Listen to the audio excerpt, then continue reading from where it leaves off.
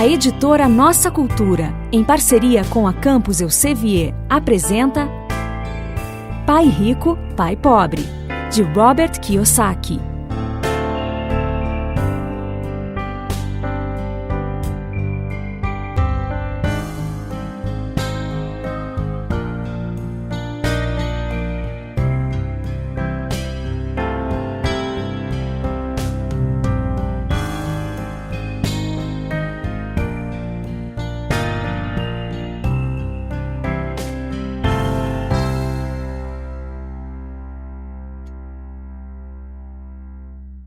Capítulo 1.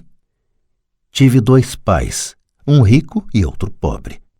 Um era muito instruído e inteligente, tinha o PhD e fizeram um curso universitário de graduação com duração de 4 anos em menos de 2. Foi então para a Universidade de Stanford, para a Universidade de Chicago, para Northwestern University, sempre com bolsa de estudos. O outro pai nunca concluiu o 2º grau. Ambos foram homens bem-sucedidos em suas carreiras e trabalharam arduamente durante toda a vida. Ambos auferiram rendas consideráveis. Contudo, um sempre enfrentou dificuldades financeiras, o outro se tornou o homem mais rico do Havaí. Um morreu deixando milhões de dólares para sua família e para instituições de caridade e para sua igreja. O outro deixou contas a pagar. Ambos eram homens fortes, carismáticos e influentes. Ambos me ofereceram conselhos, mas não aconselharam as mesmas coisas. Ambos acreditavam firmemente na instrução, mas não sugeriram os mesmos estudos. Se eu tivesse tido um único pai, teria tido que aceitar ou rejeitar seus conselhos. Tendo 2, tive a escolha entre pontos de vista contrastantes, a visão de um homem rico e a visão de um homem pobre. Em vez de aceitar ou rejeitar simplesmente um desses pontos de vista, me descobri pensando mais, comparando-os e escolhendo por mim mesmo. O problema é que o homem rico ainda não era rico e o homem pobre ainda não era pobre. Ambos estavam no início de suas carreiras e lutavam por dinheiro e pela família. Mas tinham ideias muito diferentes sobre dinheiro. Por exemplo, um dos pais dizia: o amor ao dinheiro é a raiz de todo mal. O outro: a falta de dinheiro é a raiz de todo mal. Quando garoto, a influência de 2 pais, ambos homens fortes, era uma situação complicada. Eu queria ser um bom filho e ouvia, mas os 2 pais não falavam a mesma língua. O contraste entre suas ideias, especialmente no que se referia ao dinheiro, era tão extremo que eu ficava curioso e intrigado. Comecei a pensar profundamente sobre o que cada um deles dizia. Muito do meu tempo era gasto refletindo, fazendo-me perguntas como por que ele fala isso, a respeito das afirmações dos pais. Teria sido muito mais simples falar, sim, ele está certo, concordo com isso. Ou simplesmente rejeitar o ponto de vista dizendo, o velho não sabe do que está falando. Porém, tendo 2 pais que eu amava, fui forçado a pensar e escolher um dos caminhos por mim mesmo. Esse processo de escolher por mim mesmo se mostrou muito valioso no longo prazo. Não se tratou simplesmente da aceitação ou da rejeição de um único ponto de vista. Uma das razões pelas quais os ricos ficam mais ricos, os pobres mais pobres e a classe média luta com as dívidas é que o assunto dinheiro não é ensinado nem em casa nem na escola. Muitos de nós aprendemos sobre dinheiro com nossos pais. O que pode dizer um pai pobre a respeito do dinheiro para seu filho? Ele diz simplesmente, fique na escola e estude muito. O filho pode se formar com ótimas notas, mas com uma programação financeira e uma mentalidade de pessoa pobre. Isso foi aprendido pelo filho em sua tenra idade. O dinheiro não é ensinado nas escolas. As escolas se concentram nas habilidades acadêmicas e profissionais, mas não nas habilidades financeiras. Isso explica por que médicos, gerentes de banco e contadores inteligentes que tiveram ótimas notas quando estudantes terão problemas financeiros durante toda a sua vida. Nossa impressionante dívida nacional se deve em boa medida a políticos e funcionários públicos muito instruídos que tomam decisões financeiras com pouco ou nenhum treinamento na área do dinheiro. Muitas vezes penso no novo milênio e imagino o que acontecerá quando houver milhões de pessoas precisando de assistência financeira e médica. Eles se tornarão dependentes do apoio financeiro de suas famílias ou do governo. O que acontecerá quando o Medicare e a Seguridade Social ficarem sem dinheiro?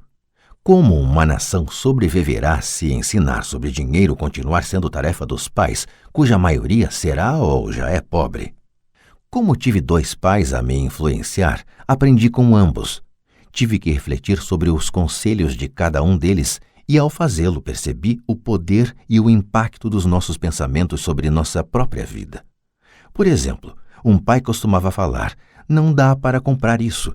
O outro proibia o uso dessas palavras, insistia em que eu falasse: "O que posso fazer para comprar isso?" Num caso temos uma afirmação, no outro uma pergunta. Um deixa você sem alternativa, o outro obriga você a refletir. Meu pai, que logo ficaria rico, explicava que ao falar automaticamente "não dá para comprar isso", seu cérebro para de trabalhar. Ao perguntar "o que posso fazer para comprar isso?", você mantém seu cérebro trabalhando. Ele não estava dizendo que comprasse tudo o que desejasse. Ele incentivava fanaticamente que exercitasse minha mente, o computador mais poderoso do mundo. Meu cérebro fica mais forte a cada dia porque eu o exercito. Quanto mais forte fica, mais dinheiro ganho. Ele acreditava que repetir mecanicamente "não dá para comprar isso" era um sinal de preguiça mental. Embora ambos os pais trabalhassem com afinco, observei que um deles tinha o hábito de pôr seu cérebro a dormir quando o assunto era dinheiro, e o outro tinha o costume de exercitar seu cérebro. O resultado era que, ao longo do tempo, um dos pais ficava mais forte financeiramente e o outro enfraquecia. Isso não é muito diferente do que ocorre quando uma pessoa faz exercícios físicos regulares enquanto a outra senta no sofá e fica assistindo à televisão. O exercício físico adequado aumenta suas chances de ter boa saúde e o exercício mental adequado aumenta suas chances de ficar rico. A preguiça reduz tanto a saúde quanto a riqueza. Meus 2 pais tinham atitudes mentais diferentes. Um acreditava que os ricos deviam pagar mais impostos para atender os menos afortunados. O outro dizia: "Os impostos punem os que produzem e recompensam os que não produzem." Um dos pais recomendava: "Estude arduamente para poder trabalhar em uma boa empresa." O outro falava: "Estude arduamente para poder comprar uma boa empresa." Um dos pais dizia: "Não sou rico porque tenho filhos." O outro: "Tenho que ser rico por causa de vocês, meus filhos." Um incentivava as conversas sobre dinheiro e negócios na hora de jantar. O outro proibia que se falasse do assunto durante as refeições. Um dizia: "Em questões de dinheiro, seja cuidadoso, não se arrisque." O outro: "Aprenda a administrar o risco." Um recomendava: "Nossa casa é nosso maior investimento e nosso maior patrimônio." O outro: "Minha casa é uma dívida e se sua casa for seu maior investimento, você terá problemas." Ambos os pais pagavam suas contas no prazo, mas um deles pagava suas contas em primeiro lugar, enquanto o outro as deixava para a última hora. Um deles acreditava que a empresa ou o governo deveria cuidar de você e de suas necessidades. Estava sempre preocupado com aumentos salariais, planos de aposentadoria, benefícios médicos, licenças de saúde, férias e outros benefícios. Ele ficava impressionado com 2 de seus tios que foram para o exército e se aposentaram com vários benefícios após 20 anos de serviço ativo. Ele adorava a ideia de assistência médica e serviços de reembolso de alimentos que os militares ofereciam a seus aposentados. Ele também se empolgava com as cátedras vitalícias do sistema universitário.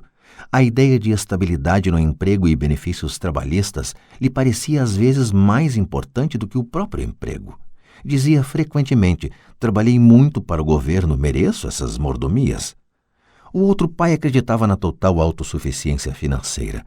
Ele sempre se manifestava contra a mentalidade dos direitos e falava que isso estava criando pessoas fracas e financeiramente necessitadas. Ele dava muita ênfase à competência financeira. Um dos pais lutava para poupar alguns poucos dólares. O outro simplesmente criava investimentos. Um pai me ensinou a escrever um currículo impressionante para que eu pudesse encontrar um bom emprego. O outro me ensinou a fazer sólidos planos financeiros e de negócios, de modo que eu pudesse criar empregos. Ter dois pais fortes me proporcionou o luxo de observar o impacto de diferentes formas de pensar sobre a própria vida. Observei que as pessoas moldam suas vidas por meio de seus pensamentos. Por exemplo, meu pai pobre sempre me dizia: "Nunca vou ficar rico", e isso acabou acontecendo.